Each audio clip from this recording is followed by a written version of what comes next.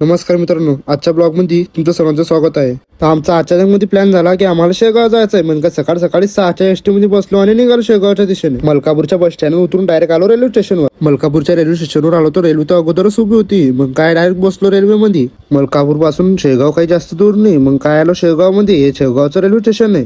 Railway स्टेशनवर उतरलो तेवढ्यात गजानन महाराज संस्थेची गाडी तर उभीच होती. मग काय डायरेक्ट पोहोचलो संस्थेच्या गाडी. गजानन महाराज संस्थेची गाडी आपल्याला डायरेक्ट मंदिराचं घेऊन जाते. मग काय पोहोचलो डायरेक्ट मंदिराजवळच.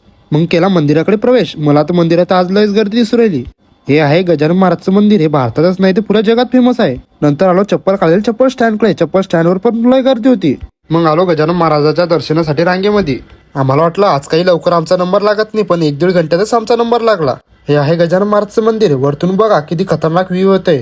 मंदिराच्या आतमध्ये काही व्हिडिओ काढणं अलाउड नाही. मग काय बाहेर तेवढं ब्लॉग शूट करायला येईल तेवढाच मी ब्लॉग शूट केला. आम्ही चाललो आता महाप्रसाद घ्यायसाठी. महाराजाच्या दर्शनात जो पण येतो तो उपाशी पोटी कधीच जात नाही. आम्ही पण महाप्रसादाचा आनंद घेऊन आम्ही निघालो होता बाहेरच्या दिशेने. आमचं दर्शन लवकर झाल्यामुळे आमचा प्लॅन झाला की आनंद सागरला जायचं. मग काय लगेच बसलो रिक्षामध्ये निघालो आनंद सागरच्या दिशेने. मग आम्ही डायरेक्ट पोहोचलो आनंद सागर मध्ये. तुम्ही महाराजाच्या दर्शनासाठी शेगाव आले आणि आनंद सागर बघितलं नाही म्हणजे तुम्ही काहीच बघितलं नाही. तर मित्रांनो, तुम्ही कमेंट करून सांगा तुम्ही आनंद सागर मध्ये किती वेळेस येला आहे.